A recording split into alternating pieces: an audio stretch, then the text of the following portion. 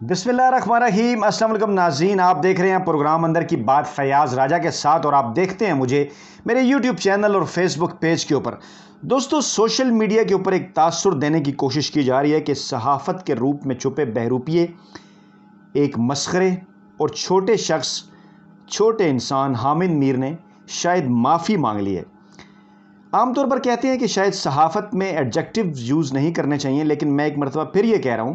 کہ صحافت کے روپ میں چھپے بہروپیے، مسخرے اور چھوٹے شخص حامد میر کے معافی مانگنے کے حوالے سے ایک تاثر جو ہے وہ کریٹ کیا جا رہا ہے۔ میں سب سے پہلے آپ کے سامنے اپنا ٹویٹ رکھتا ہوں جو میں نے آج جب یہ معافی سامنے آئی تو اس کے اوپر کیا، پھر میں آپ کو یہ بتاؤں گا کہ نواز شریف کو 100% غدار کیسے قرار دیا تھا حامد میر نے، اور معافی مانگنے سے پہلے یہ بڑا اعتراف انہوں نے کب کیا تھا، اور کس طرح سے سب لوگ حامد میر کی یہ جو روپ ہے اس کو دیکھ کر وہ کانوں کو ہاتھ لگا رہے ہیں۔ تفصیلات آپ کے سامنے رکھتا ہوں۔ پہلے ٹویٹ: اگر کوئی معافی مانگے تو اسے معاف کر دینا چاہیے، یہی بڑا پن ہے، لیکن اگر معافی مانگنے والا معافی مانگتے ہوئے بھی چھوٹے پن کا مظاہرہ کرے تو اسے چھوٹا سمجھ کر بھی معاف کر دینا چاہیے، لیکن یہ ذہن میں رکھنا چاہیے کہ معافی ہمیشہ بہادر لوگ مانگتے ہیں، اس لیے امید نہ لگائیں، معاف کر دیں۔ اور یہ معاف کر دیں کہ چلو معاف کیا، وہ نہیں ہوتے کہ بابا معاف کرو۔ شاید اس ٹویٹ کو لوگ اس طرح سے نہیں سمجھ پائے، بعض دوستوں نے اس کے اوپر اعتراض بھی کیا۔ میں نے اس ٹویٹ کے اندر یہ کہا ہے کہ معافی جو ہے وہ بہادر لوگ مانگتے ہیں، اور حامد میر ایک بہادر شخص ہرگز نہیں ہے۔ حامد میر ایک بزدل آدمی ہے، کیونکہ بہادر شخص وہ ہوتا ہے جو اپنی غلطی مانتا ہے اور اس کے بعد پھر معافی مانگتا ہے۔ حامد میر نے یہ جو بیان پاکستان کی ایک صحافتی تنظیم کے کندھے پر رکھ کر دیا ہے، ان کے کندھے پر بندوق رکھ کر جو چلانے کی کوشش کی ہے، اس کے اندر ہرگز جو ہے وہ حامد میر نے اپنی غلطی نہیں مانی۔ ذرا غور سے سنیے کہ حامد میر صاحب کیا فرماتے ہیں۔ جو کرکس ہے اس کا وہ میں آپ کے سامنے رکھتا ہوں۔ وہ یہ کہنا چاہتے ہیں کہ میری تقریر سے پیدا ہونے والے غلط تاثر کا مجھے بخوبی احساس ہے۔ یعنی وہ فرما رہے ہیں کہ میری تقریر سے پیدا ہونے والے غلط تاثر کا، یعنی انہوں نے یہ بھی زحمت نہیں کی کہ وہ یہ سمجھ سکیں کہ یہ تاثر پیدا ہوا۔ وہ اب بھی یہ کہہ رہے ہیں کہ یہ تاثر غلط تھا جو پیدا ہوا، اور آگے جا کے وہ فرماتے ہیں کہ میں بغیر کسی دباؤ کے اپنے ضمیر، یہ انتہائی جھوٹی بات ہے، اگر ان کا ضمیر ہوتا تو ان کالموں کے اوپر وہ ضرور معافی مانگتے، جن میں سے ابھی ایک میں خوفناک کالم آپ کو بتانے لگا ہوں کہ کیسے جو ہے وہ انہوں نے پینترا بدلا۔ لیکن حامد میر صاحب نے کہا احساس ذمہ داری اور مروجہ صحافتی اقدار کے تحت واضح کر دینا چاہتا ہوں کہ میں نے نہ اپنی تقریر میں کسی فرد کا نام لیا اور نہ ہی میری فوج سے کوئی لڑائی ہے۔ بھائی اگر آپ نے نام نہیں لیا، آپ کی لڑائی نہیں ہے، تو پھر آپ معافی کس سے مانگ رہے ہیں؟ ایک طرف کیا آپ کہہ رہے ہیں میں نے نام نہیں لیا، دوسری طرف آپ کہہ رہے ہیں فوج سے کوئی لڑائی نہیں ہے، تو پھر کیسے آپ کو پتہ چلا کہ یہ آپ کا پیغام جو ہے وہ فوج کے لیے تھا؟ آپ کہہ رہے ہیں نا آپ کی فوج سے کوئی لڑائی نہیں، آگے آپ وضاحت کر رہے ہیں میں فوج کا بحیثیت ادارہ احترام کرتا ہوں، میں نے سیاچن سے لے کر لائن آف کنٹرول تک اور فاٹا سے بلوچستان تک فوجی بھائیوں کی قربانیوں کو بہت قریب سے دیکھا ہے اور ان کی کوریج کو باعث فخر سمجھا ہے۔ احسان نہیں کیا آپ نے، میرا مقصد ہرگز کسی کی دل آزاری اور جذبات کو ٹھیس پہنچانا نہیں تھا، لیکن میرے الفاظ سے پہنچنے والی تکلیف پر میں تہ دل سے معذرت خواہ ہوں۔ دیکھیے کس طرح سے انہوں نے دوسرے کے کندھے پر بندوق رکھ کے چلائی، اور پھر کہا غلط تاثر پیدا ہوا، پھر فرمایا میں نے نام نہیں لیا۔ وہ فرما رہے تھے کہ آپ بھارت سے دوستی کرنا چاہتے ہیں، آپ بزدل ہیں، آپ کے ٹینکوں کو زنگ لگ گیا ہے، کس جنرل رانی نے اور جنرل رانی کے آرمی چیف سے ڈائریکٹ تعلقات ہوتے ہیں، یہ انہوں نے فرمایا۔ اور پھر انہوں نے یہ کہا کہ کس کی بیوی نے کس کو گولی ماری۔ ان تمام چیزوں کے بعد وہ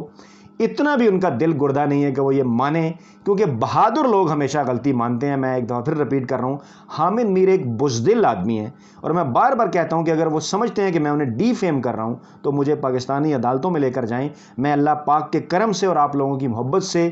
اور مزید جو لوگ جو اسی حوالے سے حق اور سچ کے پیروکار ہیں ان کی مدد سے یہ ثابت کر کے دکھاؤں گا کہ حامد میر نے پاکستانی آئین، پاکستانی جمہوریت، پاکستانی سیاست اور پاکستانی صحافت کو نقصان پہنچایا، مجھے نقصان پہنچایا، میرے جیسے مزدور صحافیوں کو نقصان پہنچایا، ہمارے پروفیشن کو اتنا نقصان پہنچایا کہ لوگ آج صحافیوں کی کوئی بھی بات سچ ماننے کے لیے ہرگز تیار نہیں، اور صحافی جب بھی کوئی بات کرتا ہے تو وہ یہی کہتے ہیں کہ اس نے لفافہ لیا ہوا ہے، کیونکہ اس کے سامنے حامد میر جیسے لوگوں کی مثال ہے۔ ایسا کیوں ہے میں آپ کو بتاتا ہوں۔ دو کالم ہے، پہلا کالم ہے 2 دسمبر 1999 کا، آئین کس نے توڑا۔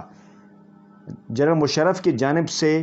اقتدار میں آنے کے بعد اور نواز شریف کو جیل میں ڈالنے کے بعد ابھی تقریباً 2 ہی ماہ گزرے تھے، جب وہ فرماتے ہیں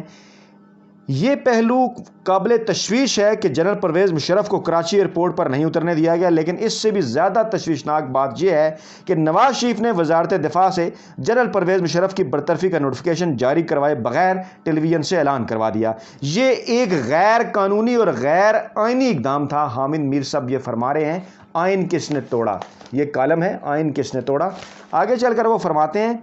حالات اور واقعات بتاتے ہیں کہ آئین شام 7:30 بجے نہیں بلکہ 5 بجے ٹوٹ گیا تھا۔ 7:30 بجے کیونکہ نواز شریف کو گرفتار کیا گیا اور لوگ اس وقت کہہ رہے تھے کہ مشرف نے آئین توڑا۔ آج حامد میر صاحب بھی یہ کہتے ہیں، لیکن انہوں نے کہا کہ نہیں، آئین تو جو ہے وہ 5 بجے ٹوٹ گیا تھا جب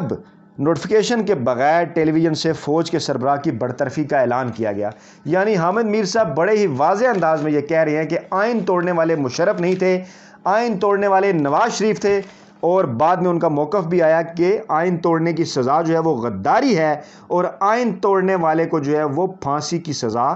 دینی چاہیے۔ یہ بعد میں وہ مطالبہ بھی کرتے رہے، یعنی اس کالم کے اندر وہ مطالبہ کر رہے ہیں، کہہ رہے ہیں کہ نواز شریف 100% غدار ہے۔ اب سوال یہ پیدا ہوتا ہے کہ جو کام کرنے پر نواز شریف کے اوپر تو غداری کا آپ کہہ رہے ہیں کہ مقدمہ درج کیا جائے، وہی کام اگر آپ کر رہے ہیں اس سے بھی 2 قدم آگے بڑھ کر، تو آپ کو معافی پھر کیسے ملنی چاہیے، وہ بھی ایسی صورت میں کہ آپ معافی مانگنے کی تو بات ہی نہیں کر رہے۔ ایک اور اہم ترین چیز سامنے رکھوں گا کہ وہی کام جس طرح کے بیانات حامد میر نے دیے، اس سے تھوڑے سے کم ملتے جلتے بیانات جاوید ہاشمی نے جب دیے، آپ کو یاد ہوگا آج سے برسوں پہلے، تو اس کے اوپر حامد میر نے ایک کالم لکھا، وہ کیا ہے سنیے۔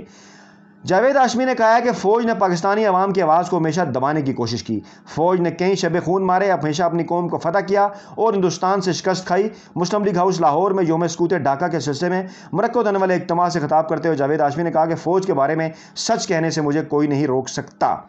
جاوید ہاشمی کی تقریر پڑھ کر مجھے بھی کچھ باتیں یاد آ رہی ہیں۔ پاکستان کے پہلے منتخب، یہ آگے اب فوج کی حمایت میں حامد میر صاحب سامنے آئے ہیں اور جاوید ہاشمی کے اوپر سخت تنقید کر رہے ہیں اور لکھتے ہیں پاکستان کے پہلے منتخب وزیر اعظم ذوالفقار علی بھٹو کو اس سچائی سے انکار نہیں کر سکتے کہ وہ جنرل ایوب خان کے مارشل لا کی پیداوار تھے۔ انہیں ایوب کے مارشل لا نے سیاسی جنم دیا اور جنرل ضیاء کے مارشل لا نے ان کا جسمانی وجود مٹا دیا۔ بھٹو کے انجام میں بڑا سبق تھا اور وہ یہ کہ مارشل لا کی گود